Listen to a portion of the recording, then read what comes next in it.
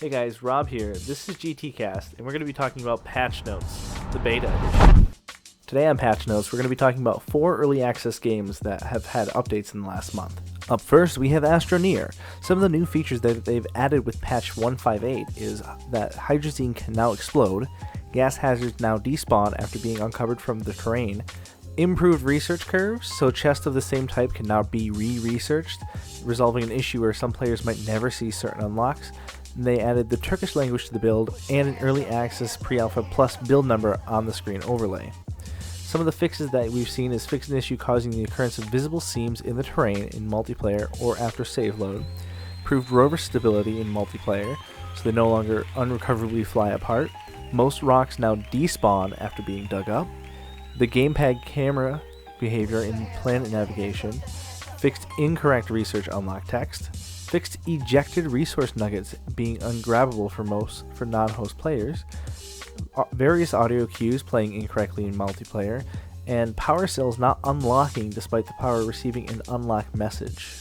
Moving on to Ark Survival Evolved, we received a tech cave and volcano, which is new equipment, 4 new dinos, the giant bee Daedon, the Leopleurodon, the Kentosaurus, 3 new structures, the tech cloning chamber, the tech megalodon saddle, and the tech turret, along with a new weapon, the tech grenade, Ascension, a game progression, more UI overhauls, new hairstyles and facial hair, approximately 20 plus new explorer notes, 15 new music tracks which are per biome and situational, full gamepad input pass, i.e. console gamepad functionality, fixed issue with the cave spawns not functioning properly in single player, the center mega update, Engram tree revamp with a force level reset and a cap at 100. Unofficials which have custom levels experience will need an additional 15 levels to make up for Ascension.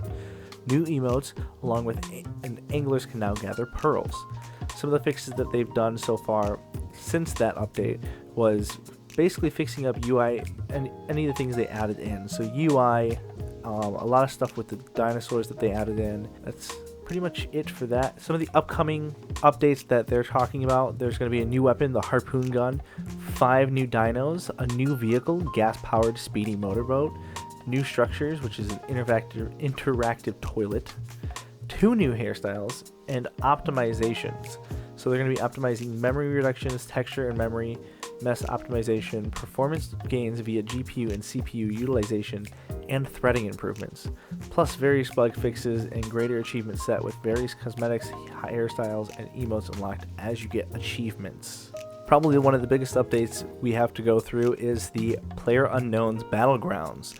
So the early access month 2 patch notes, we're seeing improved CPU usage for the world level streaming, improved rendering performance of fences, improved rendering of grass, improved rendering of weapons and attachments seen at a distance, improved rendering performance by modifying certain weapon and vehicle effects that were unnecessarily rendered at distance, improved character animation performance, improved effective performance, improved the performance of teammate nameplate, map, and mini-map in team play. Some of the content they added the VSS, a suppressed sniper rifle with a permanent 4x scope and chambered for 9mm auto. This new weapon can be found in care packages as a rare loot spawn. They also added motorbikes. I'm assuming that means like normal, not 3-seater motorbikes. Reduced the moving speed of the 2 final play zones for better engagement during the endgame. Made a balance pass on certain weapons. Specifically, the Vector reduced bullet damage slightly, increased deviation gain per shot. Winchester S686 and the SK12 reduced pellet damage slightly. And the AKM increased bullet damage slightly. Fixed an issue where the player's alive count would reduce when a player disconnected. Now the count will only go down upon the player's death. Action and gunplay updates they made is now players can put stock attachments on the following weapons: SKS sniper rifle, cheek pad, Vector tactical stock for M416. Adjusted the color of aiming point for the basic crossbow scope. Added new scope rendering method, parallax free, allowing for greater aiming precision. Improved ADS view. Modified recoil for following weapons: AKM, SCAR, M16, and M416. Fixed an issue allowing a player to zoom in with right click when waiting before throwing a grenade. Decreased the time to ADS when using 2x scope. Vehicle updates. added punctured wheel effect and sounds, added burnt markings in vehicles after being destroyed, added the motorbike number plate image. When a vehicle explodes, the fences near the vehicle will now also be destroyed. World updates, added new vegetation to the lobby. Awesome job.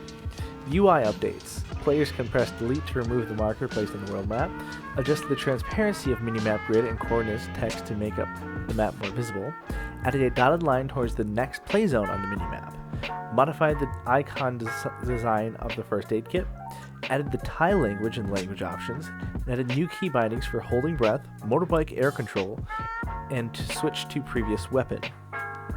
Improved sound updates, improved the sound of the motorbike, added sound for door destruction effect. And the list of bug fixes, probably the biggest of all, fix the bug caused vehicles to spawn in garages constantly. Vehicles should be spawning at a higher rate in garages, but not at 100%. Fixed an issue disabling bullet tracing for SKS. Bug that caused the game crash when flashbang goes off. Partially bug that caused the character to get stuck in terrain. Caused the vehicle to get stuck in buildings. Caused items to be unlootable. Care packages to shake when falling. Throwable weapon to be thrown from free look direction and not the direction which the carrier is facing. There's a lot of stuff here.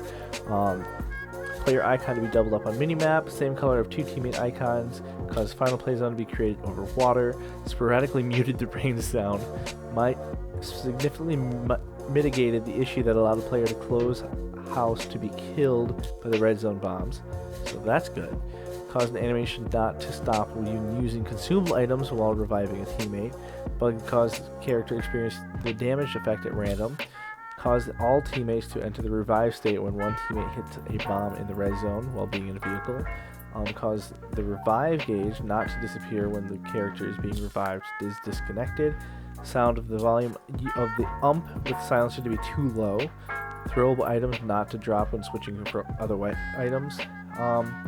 Trace effects to not disappear after throwing throwable weapons. Removing the pin from a grenade was cancelled by changing the throwing posture.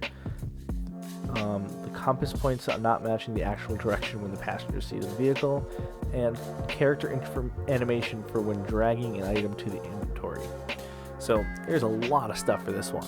And last but not least, we have our playthrough for Besiege.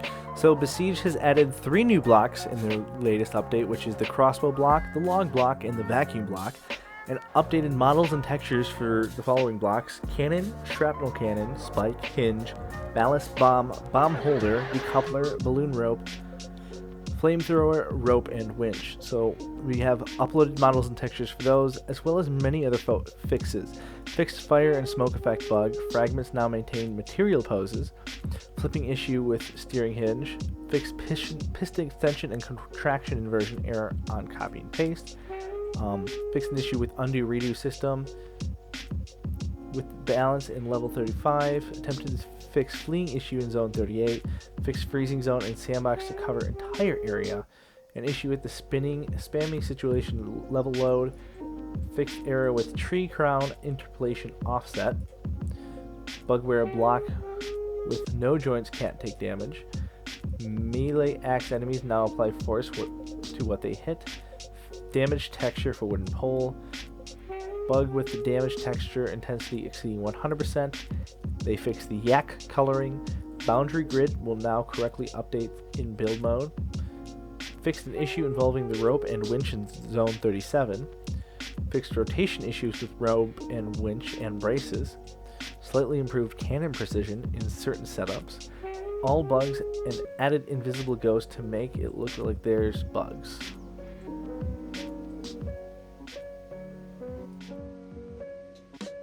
If you guys enjoyed this episode of Patch Notes Beta, give it a thumbs up. If not, give it a thumbs down. If you would like to see other games featured or would like your own gameplay featured, meet us in the comments below, share those games with us, or share the gameplay footage with us, and we'll make sure to put it in the next episode. If you haven't done so already, also consider subscribing so you know the next time we put out a new video or we go live on one of our talk shows.